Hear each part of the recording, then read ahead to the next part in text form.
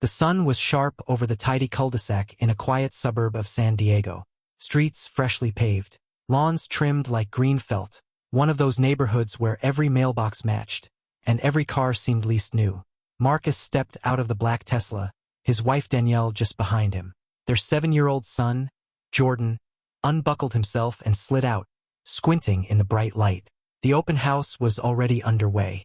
A few other families lingered in front of the 2-story colonial, admiring the stone detailing and wraparound porch. Marcus reached for Danielle's hand. They had seen a dozen homes this month. This one felt different, quiet, safe, with good schools and the space they'd been saving for. The real estate agent, a tall white woman with shell-pink lipstick and a clipboard tight to her chest, spotted them before they reached the steps. She stepped down quickly, smile tight, steps purposeful. "Hi," she said, eyes flicking from Marcus to Danielle and then to Jordan. "Sorry, are you here to deliver something? We've already had a few vendors today." Marcus tilted his head, confused. "No," he said calmly. "We're here for the open house." Her eyes paused on his hoodie, navy, clean, nothing flashy. Then his sneakers, Jordan's Spider-Man backpack. Something shifted in her smile. "Oh," she said slowly. "I'm so sorry, but the sellers already had several strong offers, and they've asked to limit viewings to pre-qualified buyers only." She said it lightly, kindly, but her stance didn't move from the step. Danielle's eyebrows rose, but Marcus just nodded. "We are pre-qualified." The agent's smile stiffened. "Do you have paperwork?" Marcus slipped his hand into his back pocket, pulling out a crisp folder. "Pre-approval from Pacific Bay Mortgage." Our agent emailed ahead. The woman hesitated. Her smile dropped for just half a second. Then came the excuse. "I'm not seeing your name on the guest list," she said, flipping through the pages too fast to be reading anything. "Did your agent confirm with me directly?" "I believe she spoke with Christine," Marcus replied. The agent froze. "That's me." He said nothing, just looked at her. She blinked. Her hands fumbled slightly as she adjusted the clipboard. "Well, I suppose you can take a quick look, but we are trying to keep foot traffic low. 5 minutes, maybe?" Danielle gave a polite, strained smile. "That's fine." Jordan, oblivious, tugged Marcus's hand. "Can I see the backyard?" he asked. Marcus nodded, leading his family up the steps. Christine trailed awkwardly behind, her smile now too wide, her posture tense. Inside, the air was cool and quiet, but something had already shifted, and Christine didn't yet know that the house she was guarding so carefully had already been sold. To him, Jordan ran ahead, sneakers tapping on the hardwood as he weaved through the open-concept living room toward the sliding doors. Danielle followed, quietly admiring the granite countertops and wide windows. Marcus lingered by the entryway, watching Christine as she hovered too closely, her smile now entirely gone, replaced by something harder to name. "I'll just keep an eye on things," she said, her tone lighter than her eyes. Marcus didn't answer. He turned and walked toward the kitchen, where Jordan was already pushing open the sliding glass door. The backyard was spacious, fresh sod, a small garden bed, room enough for Jordan to kick a ball around. Danielle stepped onto the patio, pulling her phone out to snap a photo. Christine stayed inside, arms crossed, watching them through the glass. "You like it?" Danielle asked Marcus as he joined her. He looked around slowly. "It'll do," Jordan called out from the corner of the yard, where he'd discovered a lemon tree. Danielle laughed, soft and easy. From inside, Christine knocked on the glass. She opened the door partway. "Sorry, we really are trying to limit backyard access," she said, tone edging toward irritation. "The seller spent a lot of money on the landscaping." Marcus turned to face her. His expression didn't change. "You don't need to worry," he said. "We'll take good care of it." Christine blinked. "I'm just doing my job." He didn't argue. Danielle walked back toward the patio steps, her gaze meeting Marcus's for a brief second. No words passed, but the look between them said everything. Christine didn't notice. She had turned slightly, glancing at her phone. Then she spoke again, distracted. "If I'm being honest, this neighborhood's gotten very selective. The sellers are looking for families that fit the—" She paused mid-sentence, realizing too late what she was about to say. "That fit the community." Danielle tilted her head. "And what kind of families fit the community?" Christine stammered. "Just ones that understand the standards here. You know, quiet, respectful, professional." We've been all of those things since we got here, Danielle said. Christine tried to smile again, but it didn't stick. From the yard, Jordan shouted, "Mom, there's a turtle statue over here." Danielle gave Marcus a look. He nodded. Time to end this politely. Christine didn't know she was moments away from an answer to a question she hadn't even asked. And it would come in the form of a phone call. One she would regret answering. Marcus pulled out his phone as Jordan darted past him, chattering about the turtle statue and asking if they could plant sunflowers too. Danielle walked over to her son, crouching beside him to examine the small stone ornament, her voice soft, calming. Christine, now visibly uncomfortable, stood just inside the door, arms crossed again, posture rigid. Marcus pressed a contact and raised the phone to his ear. His voice, when he spoke, was casual but clear. "Hey, yeah, we're here. It's exactly what I expected. You mind letting her know?" Christine's eyes flicked toward him. She tilted her head, the name Marcus echoing in her mind as if it should have meant something, but didn't. He hung up and slipped the phone into his pocket. Christine cleared her throat. "If you're calling your agent, she still needs to check in with the listing team. We're trying to avoid any last-minute confusions. There have already been a few no-shows today." Marcus stepped forward slightly, calm and deliberate. "Oh, there won't be any confusion." Christine narrowed her eyes, about to speak, when her own phone vibrated in her blazer pocket. She pulled it out without thinking, glancing at the screen. Her mouth froze, then tightened. She answered it quickly, trying to keep her voice even. "Hello." A pause. Her eyes shifted once to Marcus, then to the floor. "Oh, yes, I see." Another pause. Her back straightened. Her tone changed. "Of course. Didn't realize." She lowered the phone, face slightly pale now, and looked up at Marcus like she was seeing him for the first time. "You're the buyer," she said slowly. He nodded once. "As of yesterday." Her lips parted as if to apologize, but nothing came out. Danielle stood beside him now, gently placing a hand on his arm. Jordan still wandered near the garden, oblivious. Christine tried again. "I didn't know. I assumed that we were lost," Marcus finished. Not angry, not sarcastic, just quiet. She swallowed. "I'm sorry." He looked at her for a long moment, then said, "This place will be good for our son." Christine nodded quickly. Too quickly. The clipboard in her hands seemed suddenly heavier. And Marcus, now fully in control of the room, didn't need to say another word. Christine's smile returned, but it was different now, tight, forced. "Well," she said, voice brittle with false cheer, "I'm glad you could see it in person. Let me know if you have any questions." Marcus didn't reply. Danielle gave her a polite nod. "We'll take a final walk through on our own, if that's all right." Christine hesitated. "Of course," she said quickly, stepping back toward the front hallway. "I'll give you space." She disappeared inside, footsteps echoing down the entry hall, her clipboard held stiff at her side like a broken shield. Marcus turned to Danielle. "Still want it?" he asked. She looked around the yard. "It's a good house," she said quietly. "But it's what happened here that'll stick with me." Jordan ran up, tugging her hand. "Can we have a swing back here?" "Maybe," she said, brushing a hand over his curls. "We'll see." Marcus looked out toward the quiet rows of perfect houses. The sun reflected off the white garage doors like a warning. This neighborhood, so carefully curated, had just been forced to see something it hadn't planned for. Him. Not loud, not angry, just present, and unavoidable. Inside, Christine paced the foyer, pretending to check her email. But her hands trembled slightly. Her assistant would be arriving in 10 minutes to help close out the open house. She wondered how long it would take for the rest of the office to hear what had happened. She looked out the window again. Marcus stood at the edge of the yard, his son pointing at something just out of view. He wasn't gloating. He wasn't confrontational. But somehow that made it worse. She had seen plenty of buyers in her years. Doctors, athletes, lawyers. She liked to think she didn't judge. But something about his clothes, his tone, the way he'd walked up the steps, she had decided, before he even said a word, that he wasn't meant to be here.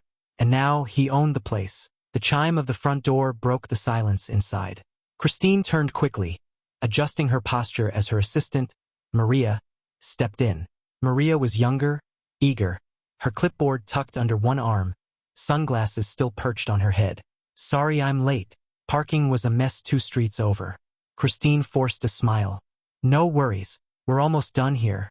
Maria glanced around. Anyone still touring? Christine hesitated. The buyers are still outside. Buyers? Maria blinked. Wait, someone submitted an offer already? Christine opened her mouth, then shut it again. Marcus and his family stepped in just then, the sound of the sliding door clicking behind them. They moved together, quietly, Jordan hanging onto his mom's arm now, calmer, content. Maria smiled at them automatically. Hi, I'm Maria. I'm with Christine. Just here to help out. Danielle smiled back. Nice to meet you. Christine stepped forward. Maria, this is Mr. and Mrs. Dorsey. They're the new homeowners. Maria's eyes widened. Oh, wow, congratulations. That's amazing. She looked genuinely pleased. Jordan beamed. We're gonna plant flowers. Maria crouched slightly to his level. That's the best part of a new house. What kind? Sunflowers, he said. Christine stood still, watching, listening. Marcus reached for Danielle's hand again. We should go. We'll come back next week for the walkthrough. Christine nodded, her face unreadable. Maria looked confused. Wait, you're the buyers, but you just got here, right? Marcus looked over at Christine, then back to Maria. No, he said calmly. We've been here. She just didn't realize it. Maria glanced at Christine, her expression shifting. And in that moment, even the assistant could feel it. The story wasn't just about a house. It was about the space people assume others don't belong in, until they're forced to see otherwise. They stepped out into the afternoon sun, the brightness making Jordan squint as he reached for his dad's hand. The street was still, just a few cars parked neatly along the curb. A sprinkler whirred softly somewhere nearby. Marcus walked slowly toward the Tesla, keys in hand, his mind already moving ahead, to contractors, fencing, school registration. The usual things, the practical things. Danielle walked beside him, quiet, her other hand resting on Jordan's shoulder. They didn't speak until they reached the car. She's not the last one, Danielle said softly, glancing back toward the house. Marcus opened the back door for Jordan. No, he agreed. Just the most recent. Jordan climbed in, chattering about turtles and lemon trees and how he hoped there would be space for a dog someday. Marcus leaned in, buckled him, then straightened slowly. It's a good house, he said again. Danielle looked at him. Yeah, it is. Behind them, the front door opened slightly. Christine stood in the doorway, her arms at her sides now. No clipboard. Just her. She watched as Marcus walked around to the driver's side, calm, composed. He didn't look back, but she did. She looked at the family she hadn't expected, hadn't welcomed, and now couldn't forget. Maria stood beside her, silent. Christine finally spoke. He never raised his voice. Not once. Maria didn't answer. She didn't need to. And as the Tesla pulled away from the curb, the neighborhood returned to quiet. But something stayed. Not anger. Not confrontation.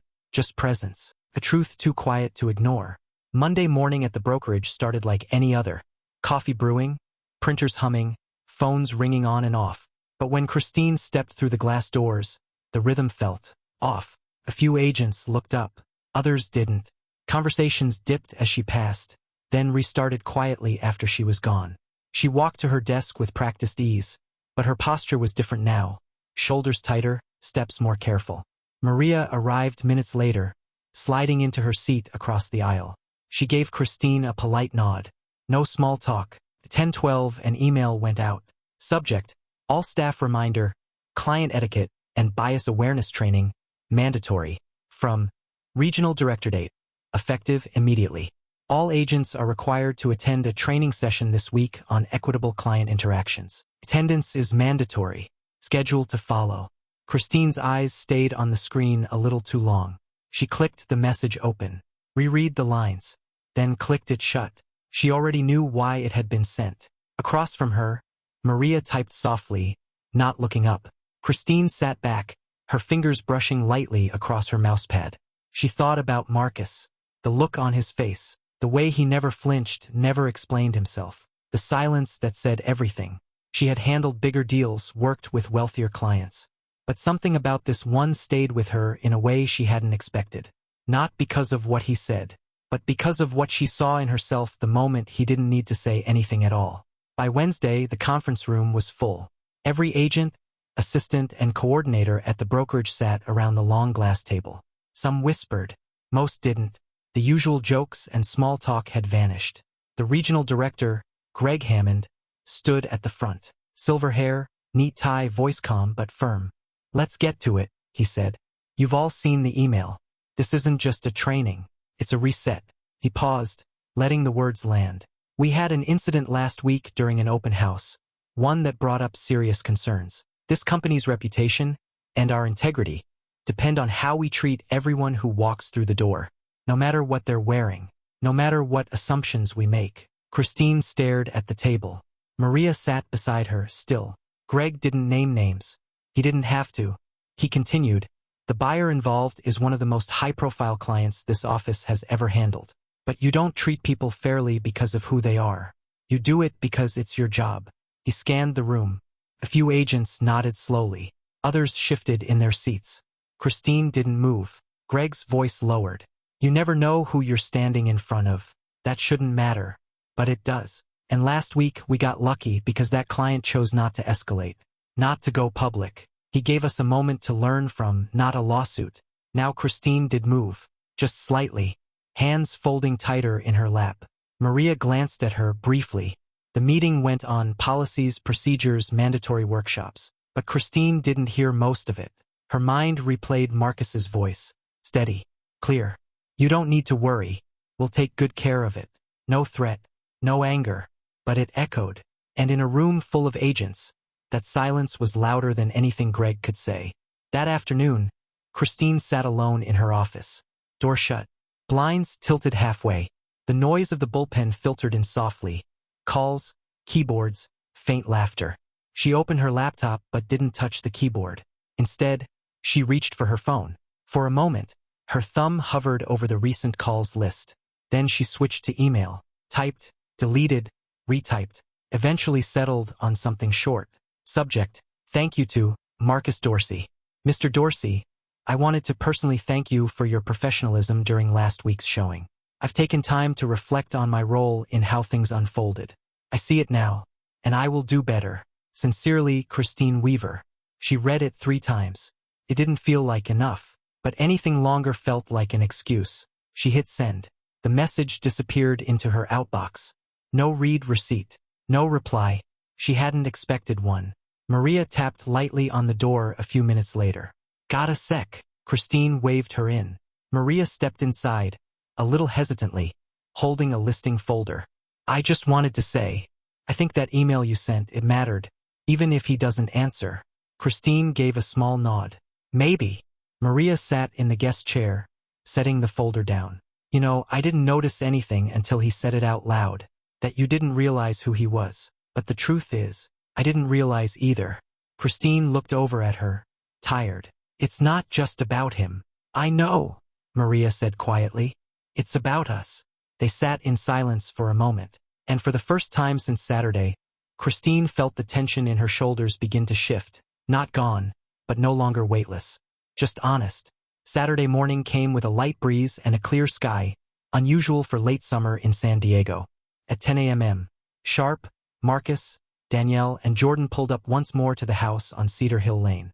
This time, no one blocked the steps. The front door was unlocked. Maria greeted them at the threshold, clipboard in hand, wearing a simple blouse and low heels. Her expression was open, professional, and warm. "Mr. and Mrs. Dorsey, welcome back." Danielle smiled. "Thank you, Maria." Marcus gave a small nod. "Morning."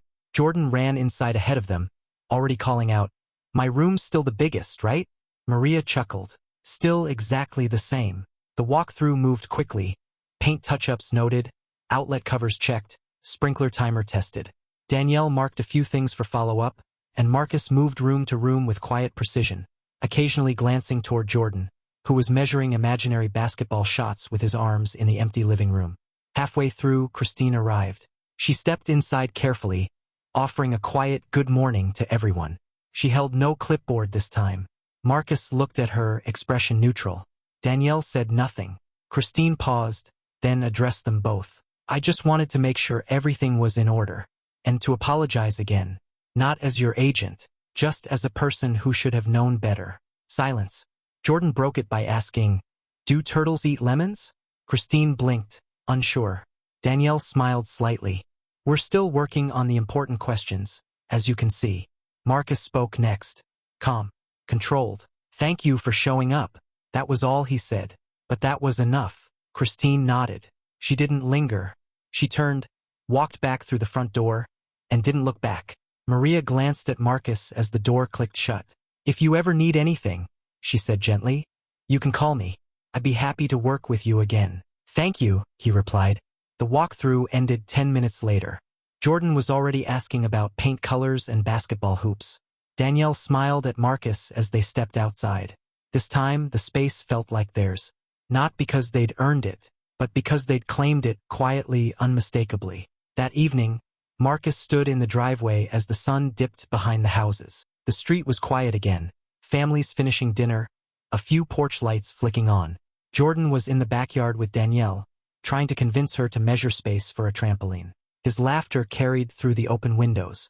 A couple walked by on their evening stroll, mid-50s, dog on a leash, both wearing matching windbreakers. They slowed as they passed the house. Evening, the man said with a nod. Marcus nodded back. Evening. The woman smiled politely, hesitating. You just move in? Just closed, Marcus replied. The man squinted at the house. Nice place. Best lot on the street. Marcus didn't disagree. The woman looked like she was about to say more, then stopped herself. Her gaze flicked toward the Tesla, the freshly painted door, then back to Marcus. Well, she said finally, welcome. If you need anything, we're just a few doors down. He nodded again. Appreciate it. They continued on, dog-trotting ahead. As they disappeared around the bend, Marcus turned back toward the house. The porch light had come on. Jordan waved from the front window, motioning excitedly for him to come inside. The neighborhood wasn't sure what to make of them yet. That much was clear. But they were watching, and Marcus knew what he was doing. Presence was a long game, and he had time. 2 days later, a delivery truck pulled into the driveway just after noon. The movers stepped out, one young, one older, wheeling out a new dining table still wrapped in protective padding. Danielle greeted them at the door while Marcus directed them to the space near the back windows. Jordan stood barefoot on the hardwood, counting the chairs. 7 chairs, he said. But there's only 3 of us. Danielle smiled. That's for when people come over. Jordan nodded slowly, as if this hadn't occurred to him. Outside, the neighbor across the street stood watering his lawn. He paused as the movers worked, watching them slide the heavy table through the front door. A few minutes later, he walked over. New furniture? He asked, standing just at the edge of the driveway. Marcus stepped outside to meet him. First piece we actually like, he said. Took a while. The man nodded. Nice design. A pause. I'm Dave, he added. Live right across the street. Been here 15 years. Marcus, he said, shaking the offered hand. Just settling in. They stood there a moment longer, the faint buzz of a leaf blower echoing down the block. Dave shifted slightly. I didn't catch you at the open house. You came later? Marcus didn't answer right away. We were there. Just not the way people expected. Dave looked puzzled, but didn't press. Well, he said, if you need a ladder or anything, feel free to knock. Appreciate it. Dave nodded and headed back across the street. Halfway to his porch, he glanced back once. Then didn't again. Inside, the movers finished up. Danielle signed the slip. Jordan was already pushing chairs into new positions, arranging them with importance. Danielle looked at Marcus. They're watching. I know, he said. Let them. The following week, Danielle took Jordan to the local elementary school for orientation. New student paperwork, immunization forms, classroom walkthroughs. The hallways smelled of pencil shavings and old carpet. Bulletin boards half decorated. A few staff moved briskly through the office, nodding politely. Jordan clung to Danielle's hand until they reached room 104. His teacher, Ms. Barnes, was waiting at the door. Mid-30s, bright eyes, cardigan and jeans. Hi there, she said warmly, kneeling to Jordan's level. You must be Jordan. He nodded. She smiled. We're going to be desk neighbors with someone named Milo. He's obsessed with dinosaurs. Jordan's eyes lit up. I have a dinosaur backpack. I bet Milo will be jealous, she said. Danielle watched, quietly pleased. Ms. Barnes stood and extended a hand. Danielle, right? I've seen your name on the enrollment list. Danielle shook her hand. Yes, we just moved in. Ms. Barnes tilted her head. Oh, are you the new family on Cedar Hill? Danielle hesitated. We are. Something flickered in Ms. Barnes's expression, recognition, maybe, but not surprise. Welcome, she said sincerely. It's a good school. You'll both be just fine here. Jordan tugged Danielle's sleeve. Can I show her my backpack? Ms. Barnes knelt again. Absolutely. But you've got to promise to draw me your favorite dinosaur by Friday. Jordan grinned. Okay. As they left the room, Danielle noticed two other parents nearby glance over. One offered a smile. The other didn't. It didn't matter. The classroom was already theirs. Jordan was already imagining his desk, his pencil case, his new friend Milo. And in that room, he wouldn't be explained or second-guessed. He'd just be Jordan. That was enough. Started with a knock, just after 6 on a Thursday evening. Danielle opened the door, surprised to find the woman from the corner house standing there, holding a small tray covered in foil. Hi, she said. I'm Lydia. We live down by the stop sign. My daughter, Alina, said your son's starting second grade too. Danielle smiled, stepping aside slightly. Hi, I'm Danielle. Lydia held out the tray. Just some lemon bars. I make too many when I'm nervous, and the first week of school makes me nervous. Danielle laughed gently. You're not alone. Lydia's eyes flicked past her, catching a glimpse of Jordan bouncing a ball in the hallway. That's him. Danielle nodded. That's him. Lydia paused. We're having a small get-together this weekend. Just some backyard stuff, burgers, a little wine, nothing big. You're welcome to come. Danielle hesitated, just long enough for Lydia to catch it. No pressure, Lydia added quickly. I just thought. New house, new street. Maybe it'd be nice to not feel like the new ones. Danielle smiled, this time with warmth. Thank you. That means a lot. Jordan peeked from behind her. Did you say burgers? Lydia laughed. We'll save you the biggest one. As the door closed and Danielle carried the lemon bars to the kitchen, Marcus looked up from his laptop. Who was it? Lydia, she said. From down the street. Invited us over. He raised an eyebrow. Danielle set the tray down. I think things are shifting. Marcus didn't smile, but his eyes said he noticed. Because the most powerful kind of change isn't loud. It's when people start reaching out instead of looking away. Saturday evening. The sky was a soft orange, the kind that made everything feel slower, lighter. In Lydia's backyard, the grill hissed, kids ran barefoot in the grass, and folding chairs circled loosely around a patio table. Jordan was already halfway through a burger, chatting with a girl about dinosaurs. Danielle stood near the drink cooler, sipping lemonade, laughing with two other moms. Marcus sat on the edge of the patio, talking with Dave, the neighbor from across the street. It was surface talk, yards, traffic, weather. But the tone was different now. Easy, measured, equal. Across the yard, Christine arrived. She didn't make an entrance. No clipboard, no blazer, just jeans and a soft blue sweater. Maria waved her over, gave her a seat. No one asked why she was there. Christine spotted Marcus but didn't interrupt. She gave a polite nod from across the yard. He returned it, nothing more. It was enough. As the sun dropped lower, someone lit the patio lights. Lydia handed out sparklers to the kids. Jordan held his carefully, watching the fire trail sparkle and burn in slow streaks of white light. Danielle knelt beside him, phone in hand. Hold it still. I want a picture. He turned, smiling wide. Behind him, the new house stood in silhouette, porch light glowing softly above the front steps. Marcus watched it all from where he sat, not speaking, not needing to. They belonged here now, not because they were welcomed in, but because they came and stayed and made people see what they hadn't before. No announcement, no confrontation, just presence, seen. And this time, not ignored. The sparkler fizzled out in Jordan's hand. He looked up at Marcus. Can we stay here forever? Marcus glanced at Danielle, then at the house. We'll stay as long as it feels right. Jordan nodded like that was enough. And it was.